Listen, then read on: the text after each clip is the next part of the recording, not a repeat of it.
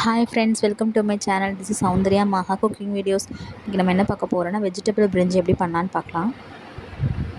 பிரிஞ்சுக்கு தேவையானது first carrot beans எடுத்துக்கோங்க. அப்புறம் வெங்காயம், 2 பச்சை மிளகா, 3 வெங்காயம் நான் கட் பண்ணி வச்சுருக்கேன். 2 தக்காளி கட் பண்ணி எடுத்துக்கோங்க. நெக்ஸ்ட்டு மீல் மேக்கர் வந்து சுடுதண்ணியில் கொஞ்சம் நேரம் ஊற வச்சு தனியாக எடுத்து வச்சுருக்கேன். இப்போ குக்கர் எடுத்துக்கலாம். இப்போ 2 பேர் செய்கிற மாதிரி நான் எடுத்திருக்கேன். குக்கரில் கொஞ்சம் எண்ணெய் ஊற்றிக்கோங்க. எண்ணெய் கொஞ்சம் சூடாகட்டும். நெய் ஊற்றினாலும் டேஸ்ட்டாக இருக்கும். உங்களோட சாய்ஸாக நெய் பிடிக்கிறவங்க நெய் ஊற்றி சாப்பிட்லாம். நெய் ஊற்றிட்டு நெக்ஸ்ட்டு 2 ஏலக்காய், 2 கிராம்பு, 2 பட்டை, ஒரு லவங்க பட்டை எல்லாம் சேர்ந்து போட்டு மிக்ஸ் பண்ணிவிட்டு நெக்ஸ்ட்டு பாருங்கள் வெங்காயம் போட்டேன். வெங்காயம் போட்டு நல்லா வதக்கிக்கலாம். வெங்காயம் நல்லா நீட் பாக்கில் கட் பண்ணிக்கோங்க. அப்போ தான் பிரிஞ்சிக்கு நல்லா அந்த டேஸ்ட்டு வரும்.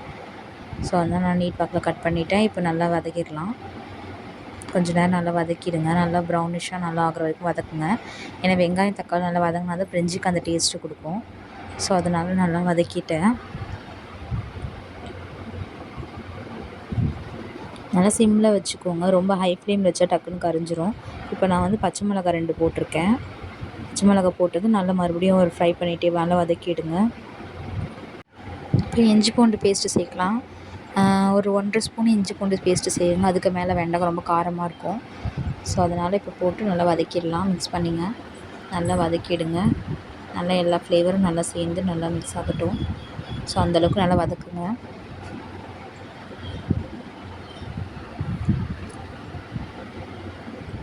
இப்போ கல் உப்பு கொஞ்சம் சேர்த்துருக்கேன். கல் போட்டு நல்லா டக்குனு வதங்கும். வெங்காயம் வந்து சீக்கிரமாக வதங்கிறதுக்காக கொஞ்சம் கல் உப்பு சேர்த்துக்கிறேன். பத்தலைன்னா கடைசியில் நம்ம உப்பு லாஸ்ட்டில் சேர்த்துக்கலாம். இப்போ தக்காளி போட்டுட்டோம்.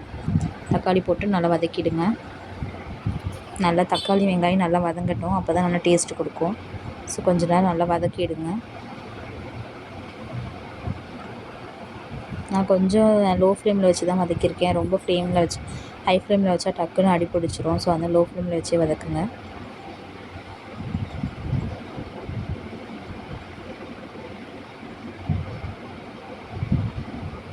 இப்போ நல்லா வதங்கிடுச்சு. நல்லா பாருங்கள், அந்த தக்காளி நல்லா சுருங்கிடுச்சு பாருங்கள், வதங்கிடுச்சு. இப்போ நம்ம வந்து மசாலா ஆட் பண்ணலாம். மஞ்சத்தூள் போட்டேன் ஃபஸ்ட்டு.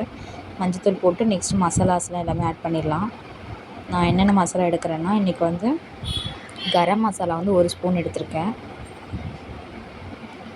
நெக்ஸ்ட்டு வந்து சில்லி பவுடர் வந்து 1 ஸ்பூன் எடுத்திருக்கேன். Garam masala 1 spoon, chilli powder மிளகாய் தூள் இருக்குல்ல, மிளகாய் தூளும் 1 ஸ்பூன் எடுத்திருக்கேன். எல்லாத்தையும் போட்டு நல்லா மிக்ஸ் பண்ணிவிடுங்க. நல்லா வதங்கட்டும். எல்லாத்தையும் நல்லா வதக்கிட்டோம். நம்ம நல்லா வதங்கின பிறகு நெக்ஸ்ட்டு வந்து நம்ம வந்து கேரட் பீன்ஸ் அதெல்லாம் ஆட் பண்ணிக்கலாம். நான் வந்து 1 கப்பு கேரட் பீன்ஸ் எடுத்திருக்கேன். ஸோ அதை ஆட் பண்ணிட்டேன். உங்களுக்கு பட்டாணி வேறு எந்த காய்னாலும் ஆட் பண்ணிக்கலாம். அவங்களோட விஷ் தான் அது. இப்போ எல்லாத்தையும் நல்லா மிக்ஸ் பண்ணிவிடுங்க. எல்லாத்தையும் நல்லா வதக்கிட்டே இருங்க. எல்லாம் நல்லா அந்த மசாலாலாம் கேரட் பீன்ஸில் நல்லா எல்லாம் மிக்ஸ் ஆகிற வரைக்கும் அந்த அளவுக்கு வதக்குங்க. இப்போ நம்ம வந்து சுடுதண்ணியில் ஊற வச்சுருக்கோம்ல அந்த மீல் மேக்கர், அதை இப்போ போட்டுடலாம். போட்டு அதையும் நல்லா மிக்ஸ் பண்ணுங்கள். அப்போ தான் மசாலா வந்து எல்லா காயிலையும் சரி மீல் மேக்கரும் நல்லா மிக்ஸ் ஆகும். நல்லா உள்ளே நல்லா ஊறி வரும். இப்போ தண்ணி ஆட் பண்ணிக்கலாம். இப்போ நான் வந்து 2 கிளாஸ் அரிசினால் ஒரு 3 இப்போ நான் 2 கிளாஸ் அரிசி எடுத்துக்கிறதுனால 3 கிளாஸ் கரெக்டாக தண்ணி ஊற்றிருக்கேன். இப்போ 1 கிளாஸ் அரிசி எடுத்திங்கன்னா 1.5 கிளாஸ் தண்ணி ஊற்றுங்க. அதே மாதிரி நம்ம 2 கிளாஸ் தண்ணினா 3 கிளாஸ் தண்ணி ஊற்றுவோம். அப்போ தான் வந்து கரெக்டாக நல்லா அரிசி வெந்து வர்றது கரெக்டாக இருக்கும். ரொம்ப ஊற்றுனீங்கன்னா ரொம்ப குழஞ்சிரும். அதனால் சிம்மிலே வச்சுட்டே பண்ணுங்கள். அதனால் நிறைய தண்ணி வேண்டாம். கரெக்டாக அளவு மட்டும் தண்ணி கரெக்டாக ஊற்றிட்டிங்கன்னா நல்லா பிரிஞ்சி நல்லா டேஸ்ட்டாக நல்லா உதிரியாக வரும். இப்போ கொத்தமல்லி தழை வந்து கடைசியாக நம்ம போட்டுக்கலாம். உப்பு வந்து பத்தலைன்னா உப்பு அளவு பார்த்துட்டு போட்டுக்கோங்க. இப்போ நான் வடிகட்டி வச்சுருக்கேன் அரிசி, பாஸ்மதி அரிசி, அதை நான் அப்படியே இதில் போட்டுடுறேன். போட்டு இப்போ நல்லா கொஞ்சம் விசில் போட்டதுமே நம்ம வந்து கேஸை வந்து லோ ஃப்ளேம்லேயே வச்சு எடுங்க. லோ ஃப்ளேம்லேயே வச்சா தான் நமக்கு வந்து உதிரியாக நமக்கு வரும். ரொம்ப ஹை ஃப்ளேமில் வச்சுட்டிங்கன்னா நமக்கு உடனே குழஞ்சிரும். ஒரே ஒரு விசில் மட்டும் தான் வச்சு எடுத்தேன். ஓப்பன் பண்ணி பார்த்தா பாருங்கள், நல்லா உதிரியான நமக்கு பிரிஞ்சி ரெடி ஆயிடுச்சு. என்னோடய சேனல் உங்களுக்கு பிடிச்சிருந்தால் லைக் பண்ணுங்கள், ஷேர் பண்ணுங்கள், சப்ஸ்கிரைப் பண்ணுங்கள். பக்கத்தில் இருக்க அந்த பெல் பட்டனையும் கிளிக் பண்ணுங்கள். அப்போ தான் நான் உடனே நான் போடுற வீடியோஸ் எல்லாமே உங்களுக்கு வரும். Thank you friends. Thank you all.